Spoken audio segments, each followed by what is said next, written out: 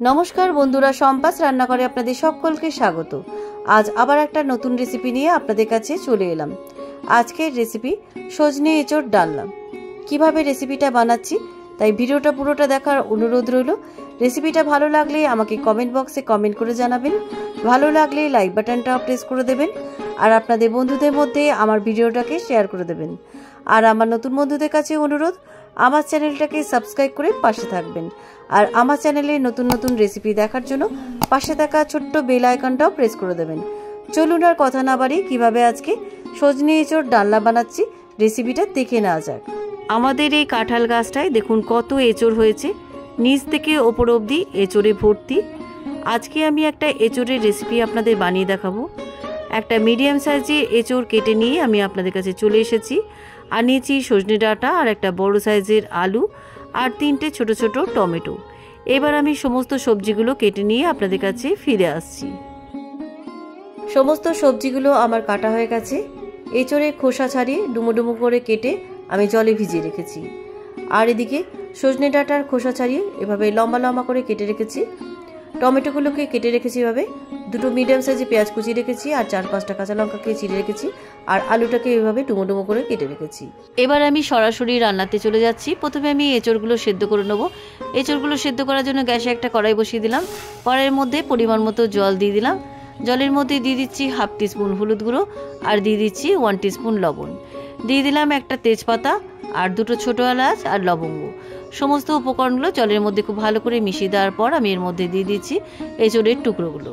এঁচড়টা আমি কড়াইতে সেদ্ধ করছি, আপনারা প্রেসার কুকারেও সেদ্ধ করে নিতে পারেন। এঁচড়টা আমি 15 মিনিট মতো সেদ্ধ করে নিচ্ছি। 15 মিনিট ধরে আমি এঁচড়টা সেদ্ধ করে নিয়েছি। একবার দেখে নিই এঁচড়টা সেদ্ধ হয়েছে কিনা।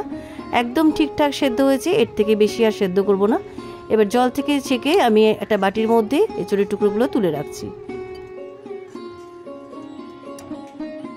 এঁচড়ের টুকরোগুলো জল থেকে ছেঁকে তোলা হয়ে গেছে। এবার ওই কড়াইটা পরিষ্কার করে আবার বসিয়ে দিলাম।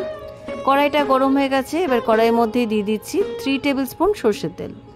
তেলটা গরম হয়ে গেছে। এবার এই তেলের মধ্যে আমি প্রথমে আলুর টুকরোগুলো ভেজে নিচ্ছি। আলুর টুকরোগুলো আমি তেলের মধ্যে হালকা ব্রাউন করে ভেজে নিচ্ছি। আলুর টুকরোগুলো হালকা ব্রাউন করে ভাজা হয়ে গেছে। এবার এই ভাজা আলুর টুকরোগুলো আমি একটা বাটির মধ্যে তুলে রাখছি।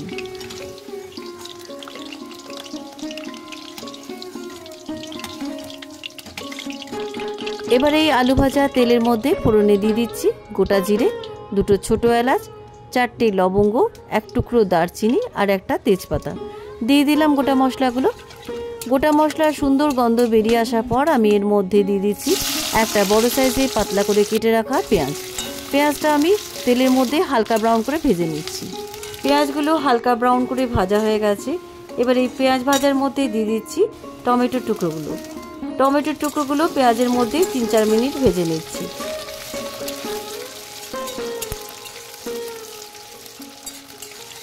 পেঁয়াজ ভাজার মধ্যে টমেটোগুলো একটু নরম হয়ে যাওয়ার পর আমি এর মধ্যে দিয়ে দিচ্ছি হাফ টিস্পুন রসুন বাটা আর দিয়ে দিচ্ছি 1 টিস্পুন আদা বাটা। আদা বাটা আর রসুন বাটা পেঁয়াজ আর টমেটোর মধ্যে 1-2 মিনিট ভেজে নিচ্ছি। আদা রসুনের কাঁচা গন্ধ চলে যাওয়ার পর আমি এক এক করে গুঁড়ো মশলাগুলো দিয়ে দিচ্ছি। দিয়ে দিলাম 1 টিস্পুন হলুদ গুঁড়ো। এবারে দিচ্ছি 1 টিস্পুন লাল লঙ্কার গুঁড়ো, ঝালটা আপনাদের স্বাদ অনুসারে দেবেন। এবারে দিলাম 1 টিস্পুন জিরে গুঁড়ো। এবারে দিচ্ছি হাফ টিস্পুন ধনে গুঁড়ো। রঙের জন্য দিয়ে দিলাম 1 টিস্পুন কাশ্মীরি লাল লঙ্কার গুঁড়ো আর স্বাদ অনুসারে লবণ দিলাম আর স্বাদের ব্যালেন্স বজায় রাখার জন্য হাফ টিস্পুন চিনি দিলাম। এবার সমস্ত গুঁড়ো মশলাগুলো খুব ভালো করে কষিয়ে নিচ্ছি। মশলাটা খুব ভালো করে কষানো হয়ে গেছে। দেখুন টমেটোগুলোও গলে গেছে আর তেল রিলিজ করে গেছে। এবার আমি এর মধ্যে আগে থেকে ভেজে রাখা আলুর টুকরোগুলো দিয়ে দিলাম আর সজনে ডাঁটাগুলো দিয়ে দিলাম। আলুর টুকরো আর সজনে ডাঁটাগুলো মশলার মধ্যে ভালো করে কষিয়ে নিচ্ছি। মশলার মধ্যে আলু আর সজনে ডাঁটাগুলো একটু কষিয়ে নেওয়ার পর আমি এর মধ্যে দিয়ে দিচ্ছি আগে থেকে সেদ্ধ করে রাখা এঁচড়ের টুকরোগুলো। এঁচড়ের টুকরোগুলো মশলার সাথে আমি কয়েক মিনিট কষিয়ে নিচ্ছি।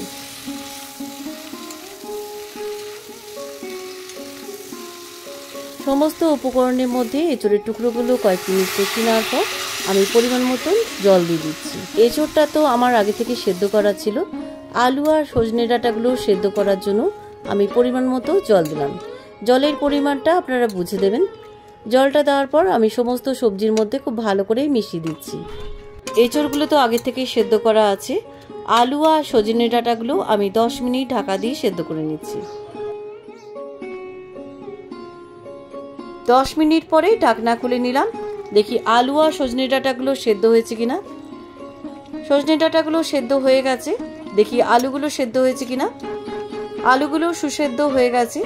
এবার আমি এর মধ্যে 4-5টা লাল সবুজ চেরা কাঁচা লঙ্কা দিয়ে দিলাম। কাঁচা লঙ্কাটা দিয়ে 1 মিনিট চাপা দিয়ে রাখছি।